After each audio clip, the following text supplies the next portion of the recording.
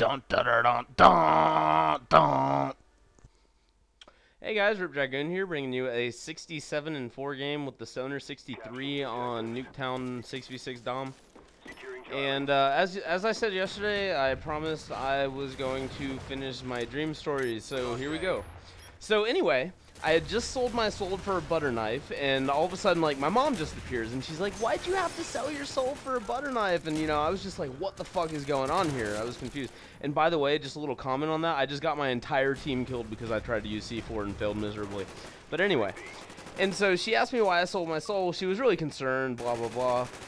And so, you know, like, all of a sudden we just take off. I leave my mom there. Me and Jeremiah take off into the woods, and, like, we come upon this cabin, right?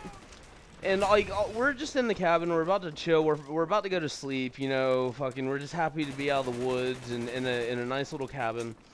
And, like, so all of a sudden, like, we hear a bunch of people outside, and we're like, what the fuck? Who are all of these people? And then all of a sudden, I guess it was, like, all the people from the bus followed us or some shit.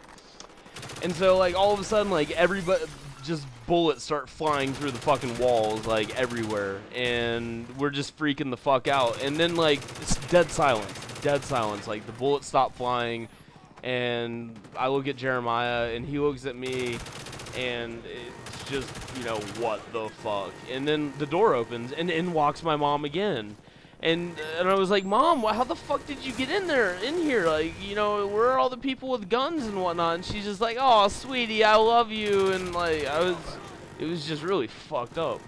And so, you know, like, we walk outside and everybody's gone. My mom disappears again, you know. And so we sit down on this little bench outside on the porch. And, you know, Jeremiah pulls out this bowl with weed in it, obviously. And he offers it to me. And so I'm like, fuck yeah, dude, I need that shit. And I take this big puff.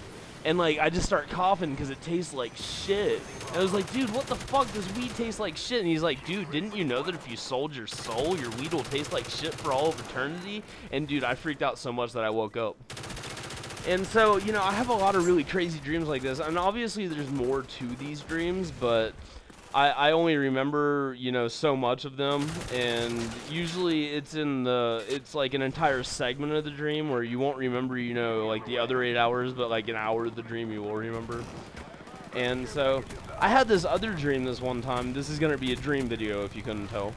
I had this other dream this one time where I was, what was I doing? I guess I'll do the zombie one. Like, I have a lot of dreams about zombies for some reason, even though I've never actually been, like, obsessed with zombies or really cared about zombies whatsoever. I'm not really a big Resident Evil fan or anything. But for some reason, I have a lot of dreams about fucking carrying around shotguns, killing the undead. And no, I don't play zombies on Black Ops either. But, so, me and my friend Spencer are in the middle of this cornfield with shotguns, just mowing down fucking zombies left and right. And, you know, we're sitting out in the middle of this cornfield, just mowing them down, and, like, you know, the hordes of zombies are just getting too big, so, like, we're freaked the fuck out, and we just immediately get in the truck, and we're like, we're outie, you know.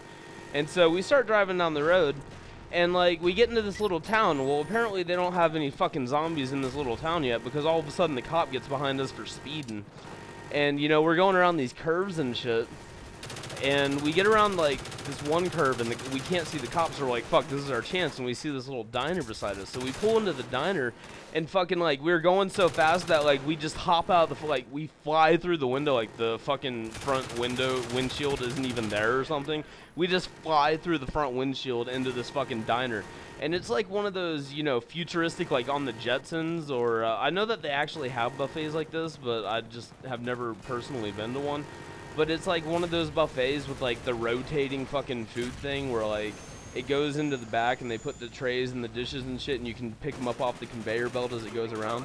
And so we get flung through the window, like this little drive-through window of this place, onto the conveyor belt, and we climb into the restaurant through the fucking window where people pick their food up and shit.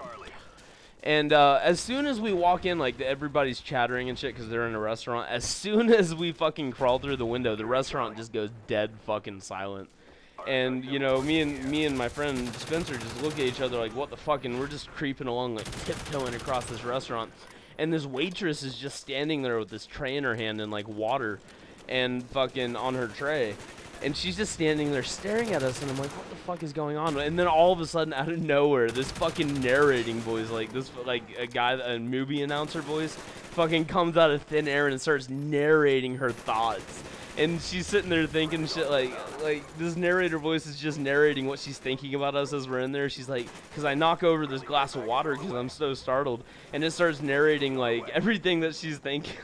Sorry, I said that like 3 times, but it just starts narrating all her thoughts. And so, you know, as I'm creeping along, I knock over this cup of water, and like all of a sudden this voice just says, "Goddamn kids." Well, no, it goes something like, "I'm just so mad that all the time these goddamn kids come in here and they fucking ruin everything and they never tip." And, you know, I was just so fucked up, and we ran out the front door, and then I believe I actually woke up from that one at that point. And what was some other fucked up one? Oh yeah, I had a dream that I was Master Chief once, and I was hopping along, and this is one of those dreams that you could control more of than others, you know, like it was more of a lucid dream than normal. And so I was having a lot of fun, like flying around the on the top of this like metal structure, just jumping along, you know, whistling and shit, you know, just just shooting aliens in the head with my BR. And then all of a sudden, Adam Sandler from the movie Click just walks out of nowhere and fucking pauses me with the remote. And just, it was one of those dreams where you have to force yourself to wake up because you fucking cannot move or do anything. And I killed this guy while completely blinded by my own concussion. This is pretty nice. But it was one of those dreams where you have to actually make yourself wake up. And so that was pretty interesting. And I'm trying to think of what the last one was. Oh yeah. So I used to have this, like, the friend that I mentioned in my Crisis video, the one that we're not so much friends anymore, but he was in this dream. And so we're sitting outside at nighttime, and this big fucking, like, we're having a barbecue or some shit. And all of a sudden he walks out of nowhere and just fucking, he has this huge, like, really creepy ass smile on his face, and he just fucking hands me this gigantic bowl of cereal. And he's like, "Eat this."